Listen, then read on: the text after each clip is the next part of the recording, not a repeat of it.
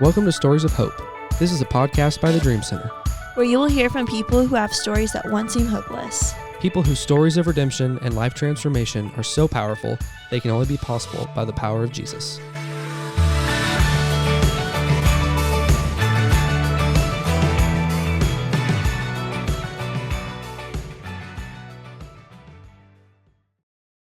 Hey everybody, welcome back to Stories of Hope. As we continue this season, I'm just so excited. I've been so grateful for the last few episodes, talking with our leadership team members and with Chris just about the foundations of how we do ministry in each area and the core values that kind of just keep us running. And today I'm super excited to introduce Tonya Burris, who, if you've listened to the podcast before, she has been on it. It's her favorite part-time activity to do here with us. Love it.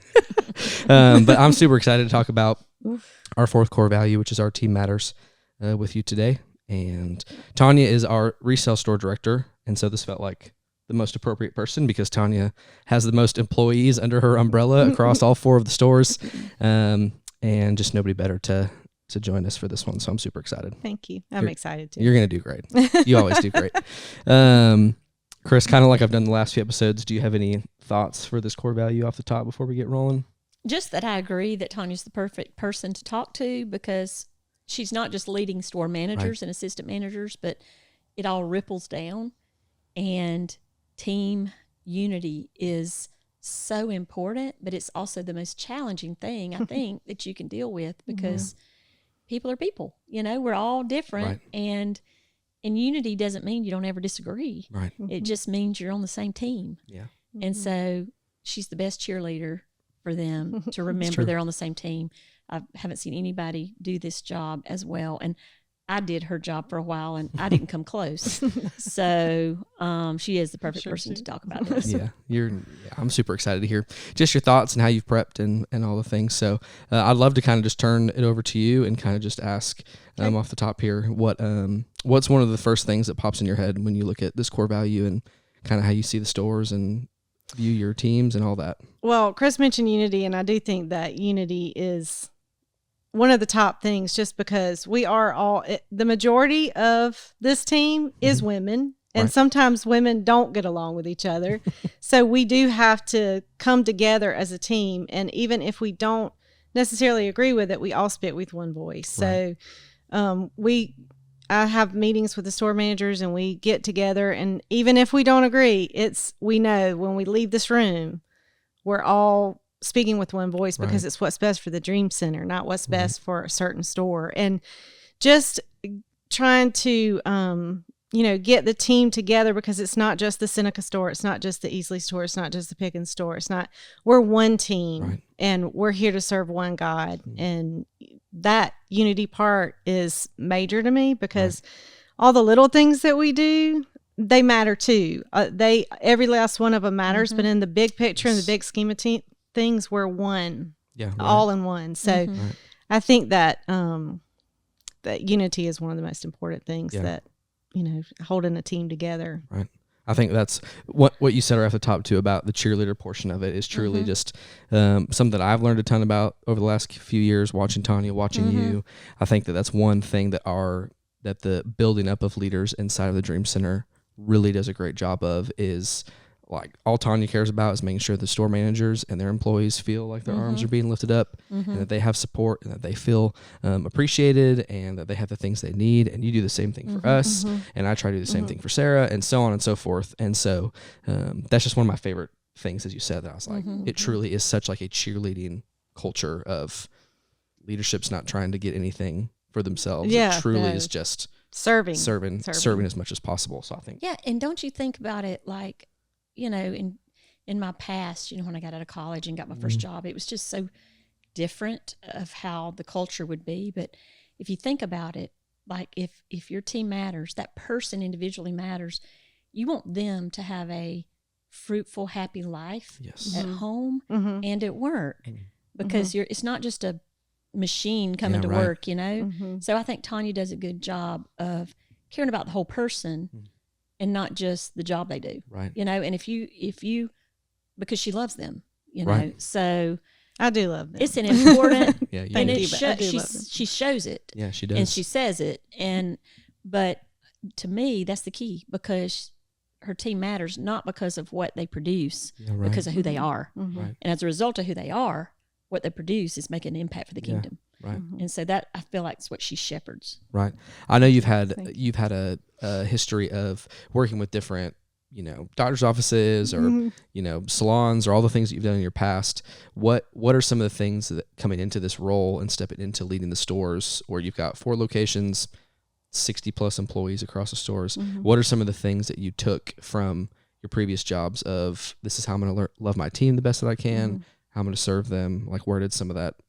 Really and truly just listening and honesty, Right. speaking truth with love. I think that's one of the big things I learned, because that's caring about them. That's investing time in them, to sit down with them and talk to them about something even that they need to work on, or something that they're doing great, and encourage them. And definitely trying to find what their gift is, Right. and then really stretching them on that, and really making sure that they understand how important they are, and how their gift is such a contribution, because it always is. Right. And once you find their gift and their strength and what they're really, really good at, then they're happy at work, because they feel fulfilled. They don't feel like they're constantly failing at something. Right. So I think definitely just the listening part, and the truly just sitting down and listening to what they're saying and processing it, and then trying to look at it in their point of view, and why it's hard for them. And then just being completely honest with them on it, and just showing them that I love them enough to sit down and listen to them, and coach them in anything they need to be coached on or encouraged, or half the time they coach me on stuff that I need to learn. And they have good ideas. They have Such great good ideas. ideas. They have great ideas. They're the ones that are in the pot. They're the ones that are there day in, day out. So just listening to what they have to say, and then just really thinking about it, because your automatic answer might be, that's not going to work. But if you really sit down and think about it, it might. Yeah, right. Like, they've thought it through probably more than I have, because it's a stress on their part. So And I know most of them, all of our store managers are incredible. And so I know that none of them, for the most part, are sitting there like, have a situation and then just make a knee-jerk reaction of like, I'm going to do this. Usually it's like something that's happened a few times, or they've thought about this thing that they're trying to pull off. And so it's great perspective of, like, you could very easily be like, I don't know, because again, they're the ones that are there, and they're the ones who are like, we've seen this for 3 weeks in a row, or we've seen, and so that's awesome. That's what I always say when we have our managers meeting. The answer is always in the room. Somebody's got the answer, even if it's a combination of all the pieces of the opinions. There's the answers in the room, and it usually is not coming from me. It's always coming from them, because they're great at what they do, and they care so much about the Dream Center too, that even if they don't all agree with everything, they know that they want what's best for the Dream Center at the end of the day. So that's all we want. That's all any of us ever want. And that's like, so 1 Corinthians 1:10 is what this core value is based off of, which I appeal to you, brothers and sisters, in the name of our Lord Jesus Christ, all of you be united in mind and thought. I can't spit that one off from memory as well as the other ones. What you say, and there be no divisions among you, but that you be perfectly united in mind and thought. And I think that the way that you do managers meetings, the way that you do coffee and combos, all the things, every time I look at this core value, like, you truly do embody that so Thank well. you. And That's give a big compliment. So thank you. give an opportunity for them to actually like be unified. Because if you could go throughout the motions of your life is crazy. Yeah. And you could very easily be like, we don't have time for a managers meeting this month, or I don't have time for this thing. And then that's where you could see very easily to where, store starts being pitted against store, or, and so I just want to, or each other within the stores. Yeah, You exactly. can always tell, right. And so you always give them a great opportunity to be united in mind and thought. And there's, at least I feel like there's not really And they're so much fun. Oh yeah. Oh, right. We have so much fun together. And Right. then even when we don't disagree, we have, even when we don't agree, we have so much fun. Yeah, right. It's true. The first sub point under this one is give each other the benefit of the doubt, which is, I feel Chris probably hears me say this, at least lately. I've been saying it a lot, just in different situations. And I would love to hear kind of how, I guess really both of you, how you kind of take that mentality into leading the stores, leading the whole organization, and kind of like, what are the steps of having to slow down when something can feel frustrating and be like, hold on, I need to make sure that I'm giving myself a second Mm-hmm. to give this person the benefit of the doubt. I personally, the first thing I do is try to think of myself in their situation. Like, what if it was me that made that big mistake? Mm-hmm. Right. What if it was me that has had to call in for 2 weeks straight with a sick child? What if it was me, so try to look at it that way, and then look at their options. And sometimes they don't have an option, or, if giving people the benefit of the doubt of their opinion of things, when it kind of strikes you in the wrong way, then give them the benefit of the doubt. They're right. To me, that's the first thing I do is put myself in their situation, and then try to think how I would want somebody to respond to me if I was in that situation, and then try to respond that way. I try to respond like Jesus would, but I can't, I'm not Jesus. So it doesn't always happen, but that's, to me, that's the first thing that comes to my mind when I think of giving anybody, my teammates, the benefit of the doubt, anything. What if I'd have spouted that off and I didn't mean to? I would want mercy and grace. Right.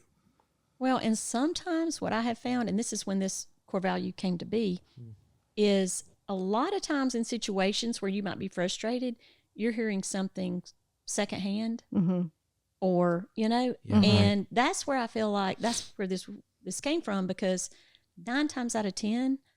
That is not exactly how that went down. Right. Yeah. And a lot of times, if you know your team and you know their character, you know their motive, the best thing to do is to think about, well, I'm gonna give them the benefit of the doubt to where that, I don't even know if that is exactly what happened. Yeah. Right. Yeah. I'm gonna go to them, and I'm telling you, 9 times out of 10, it is not. The truth is in the middle, Right. and that's not at all. So if you know their character and you know how they normally behave, your gut is going to tell you that does not add up. Now, that's not saying, and I've told staff this before. I'm going to give you the benefit of the doubt. Now, there may be times you're like, yeah, I did that. Then I might have to go back and apologize to somebody. But in the moment, I'm going to say, I know this person, I know their character, and I'm going to go talk to them directly, because, and that's really what everybody should be doing, because it doesn't sound like them at all. Give them a chance. Give them the benefit of the doubt to say, if this did happen, what was going on with you? Right. And did it even happen? Yeah. And usually it's like, well, it didn't happen like that. And I certainly didn't mean it like that. Yeah. And time and time again, I've learned that. And people hear differently, that one person telling somebody else, they might have taken some kind of offense to something or whatever. They heard it differently than the person meant. Right. And you could say, that doesn't sound like Tonya. That doesn't sound like the character I know, Tonya. I think 100%. I'll call her. Yeah.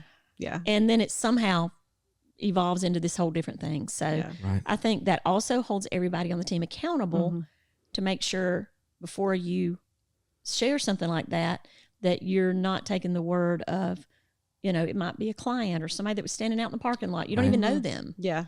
So you need to check your source. Yeah, it's true. And thinking about this core value leading into the second half of the season, with when we get to great things never come easily, and using discernment to walk away from heated conflict.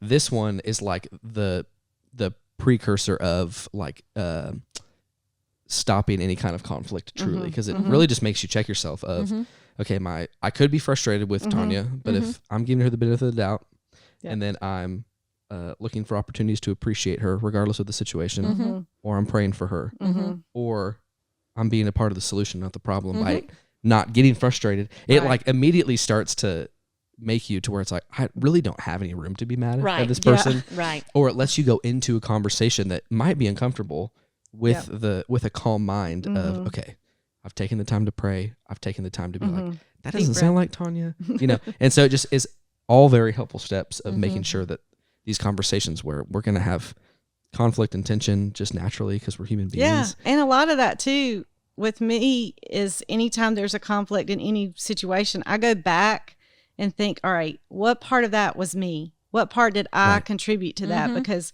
it's never just one way. Yeah. I mean, I might have handled something incorrectly, or I might not have communicated well. Right. What part of it is me? What part can I correct before I go talking to somebody else about what they need to correct? It's true. It really is true. That's a great, another nice little segue into, and again, for both of you, what are some of the best ways that you help instill all of these core values into the stores, into the employees, that because we are a faith-based organization, but I mean, some of our store employees don't know the Lord's, that's not like you have to do this to work at a store. And so kind of what are the things that you guys have used in the past to kind of help get people to rally around, or if they don't understand it, start to help them see like how much these core values help in what they do? Well, one of the things that we've done in the past 3 years, I guess, is really take the core values, and their yearly evaluations is on the core values. Right. Because at the end of the day, if you do your core values and you actually follow them and you try to put Jesus first and you know that your team matters, then all those other little things are just tiny little aspects. And if you're evaluated on how you treat your team and how hard you work because you're not working for your boss, because you're working for the Lord, right. Is that evident to your teammates and everybody else? So I think that kind of changed the perspective in some of the managers' mind. Right. I hope it did. In the fact that, this is what we're here for. Right. We're here. I mean, if we follow these core values and all this other little stuff, we just do it. Just do what the Lord tells us to do with all these tiny little steps, and that core value will make everything okay at the end of the day. It's true. And the managers are phenomenal about following their core values, and they read their core values every day before we start, just to remind. Yeah, and it's a great reminder every day. Right. And how did you see, once you got this implemented, of people starting to realize the bigger picture of our team matters across really everything? I think I'm the one that needed to learn the most with this one, because I have very high expectations of people and of myself and of the Dream Center. Mm-hmm. And one thing that I have learned through this particular core value and the verse is that if we are all following Jesus to the best of our ability, and we all love the Lord, and our motive is pure, there is nothing that we can't work out. Right. Nothing. Mm-hmm. So no matter what has happened here, if I know that person's motive is right, they don't want to hurt the Dream Center. They don't want to destroy the Dream Center. They're not. But whatever has happened maybe has been divisive or whatever. Like if they're following Jesus and I'm following Jesus and their motive is good, then there is nothing we can't work out. Right. And if that's not true, if we can't work it out, something's wrong. Right. Something is very wrong. So it has helped me because, I've come a long way, believe me. Because early on, I had some very high expectations then and very low tolerance for not meeting those expectations when I wasn't looking at, we all fall short on things. Right. 100%. I fall short the most on things. So, but if this person loves Jesus and they love the Dream Center, and maybe they're just making a mistake, or maybe they're struggling in a certain area, there is no way we can't work this out. Right. And it's lighten my load. Yeah, right. Because I don't have to worry about it. Yeah. The main thing I have to do is emphasize the core values, because where the enemy comes in is when people on the team aren't walking with the Lord. Right, 100%. And they're not applying it gets stale. Yeah, right. And that's where, now we're not really on the same page. Right. So we have, but again, just bringing them back to the core values to say, hey, we all are human. We all fall away. We all make mistakes, but come on back in, because the enemy isn't invited here. Right. And just instead of it being a source of conflict, it's an opportunity to be better, for them to be better, for the Dream Center to be better. And that has helped me be better, because I was just more black and white. Like, no, and I feel like I've been able to get a little better in that. I probably still struggle a little bit, but I just see people for that. The first thing I say is, what is their motive? Is their motive pure? Then great. Yeah, right. Yeah, we're all on the same page. Yeah, they're not being malicious, but they did the wrong thing. Absolutely, it's fixable. And I've done the wrong thing about 1,000,000 times. Me too. But I'm not going to do it again. I only do it once. Yeah. Right. So yeah, it's a very important. Our team matters to me is like critical. Right. Well, you also look at the bigger picture of our organization, and if I'm only thinking about our team matters through the lens of like me and Sarah Beach in this office, then like at some point I'm going to get frustrated with you or an OB staff member or a store. And so it just helps you like broaden your lens of if this core value is not being looked at as the whole team on playing or level playing field, then that's where the enemy, I think, can sneak in even quicker as soon as I'm not putting myself or putting a store employee's needs at the same level as me or the same if Tonya asks for help and I think that's more important than this or whatever, then that's where the enemy can come and bring division and can start like breaking apart that unified spirit. It should be the opposite. 100%. I should be last. Right. They should be first. Yeah. Right. For sure. 100%. So it's very helpful in perspective of like, especially for an organization our size, and I'm hopefully like the size of organizations that are listening is like, if you have multiple different areas, the coffee shop, the trucks, the Santa shop, the stores here, like we have just so many different avenues that it really just level the playing field as a whole. And if they don't all prioritize core values, then it's going to start to there's tumble. a gap in the team. And so to me, it's the most important priority. We actually have one store manager who's great about when she sort of sees our team, one of our store teams start to disintegrate in the core values or start to get discouraged in certain ways or, just get bored sometimes with tagging clothes, then she will share one of the videos of, the residents who have graduated the program and she'll just have a little tagline on it that says, "This is what we're here for." Wow.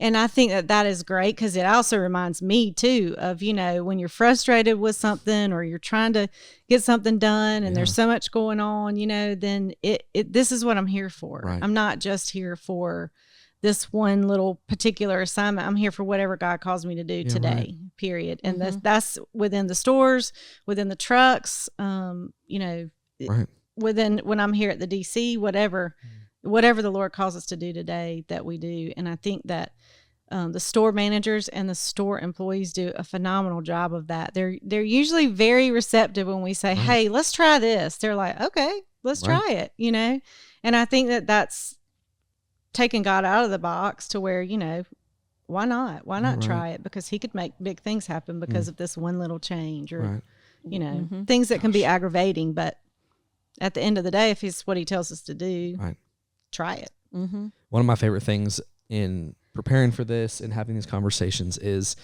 one thing that the core values also help with is it really does give you like a workout for each muscle in each area of like Jesus first is very personal, even though it is organizational. Being set apart is very organizational, though it is personal. Our team matters is very unifying while also very organizational and personal. And I'm just thinking through be part of the solution, not the problem. We have drivers who get sick and me or Hunter at the time or Dick will hop in and drive a truck or go and do this or a store employee will be out. So Tonya will be at a store for 2 weeks and we'll all be like, "Well, where's Tonya?" Or, move out happens and we are all, it really is cool to see how it builds my capacity to die to myself and care for others. And then it hit me as you were talking of like each one of these core values really just does help you strengthen professionally, spiritually, personally, like emotionally, relationally. And it's good to check yourself sometimes. Sometimes I'll go through the core values and instead of evaluating somebody else, evaluate myself 100%. And say what sometimes I'm not feeling too great. And can y'all think of people? I think about this. I think about people that I know, whether it's a neighbor or somebody at church that embodies like they're set apart. They're set apart. That's the way you think of them. And I think, man, it really does make a difference because that's how we're wanting to be viewed if you're living as Christ would call you to. So it does make a difference because outside of the Dream Center, I can think of many people that I would classify in this way. Right.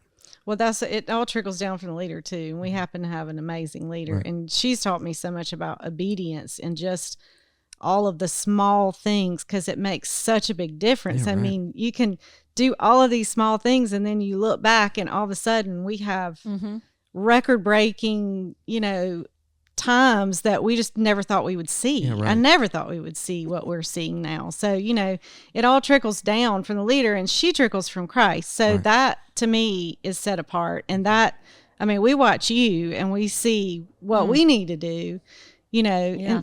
and I feel like that too. When somebody says that to me, I'm like, true. I'm just whatever. trying to, but I believe that all the little things are more important than the one big thing that you think is big. Because if you're not consistent with the little things, then the impact is greater than you realize. Right. So I care deeply about the little things. And some And that people are shows, like, that what in the world embodies is your the core problem? values. Yeah. That really does. It's true. But it is important. It really is important. Yeah. If only the Bible said something about taking care of little things. Yeah. If only. If only we had a book. If only we had an instruction manual. Yeah, right. Well, as we get towards the end of our time, kind of the same question, but phrased a little bit differently for both of you as we wrap up.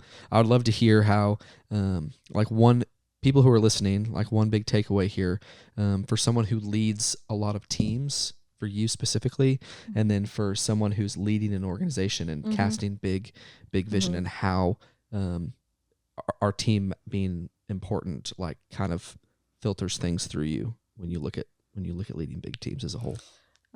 Just basically, honestly, at the end of the day, following the Lord and asking Him every single thing. He wants to be a part of every single conversation I have, every single decision I have, every single piece of paper that I'm having to type up. He wants to be part of it, and just inviting Him in, because He knows what's in their mind, and He knows where their heart is and where their hurt is.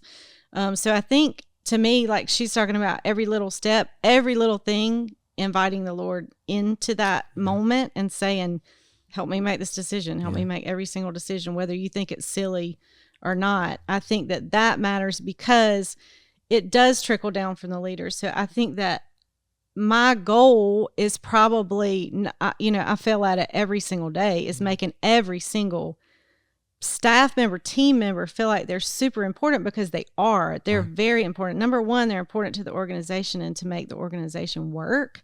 But number two, they're important to the Lord. So they should be important to me, because they're important to the Lord. And just, you're just tagging clothes is what you think you're doing, but that's not just what you're doing. Correct. You're helping an organization run that is under the Lord's care. So every tiny little thing is super important. So I think that, just as far as the team goes, listening to them through their heart and not through their, if it seems like they're bickering, listen to their heart instead. And then just listen to the Lord on all the tiny little things, I think, matter, encouraging them and just reminding them of what we're here for. We're not here to do our work. We're here for the Lord's work. I tell the managers all the time, I'm like, when you get done with the project, just look back on it and say, would Jesus be proud of me for doing this? And if you think He would, perfect. Great. Perfect on set. Don't worry about me. Ask Him. Awesome. He's the most important person.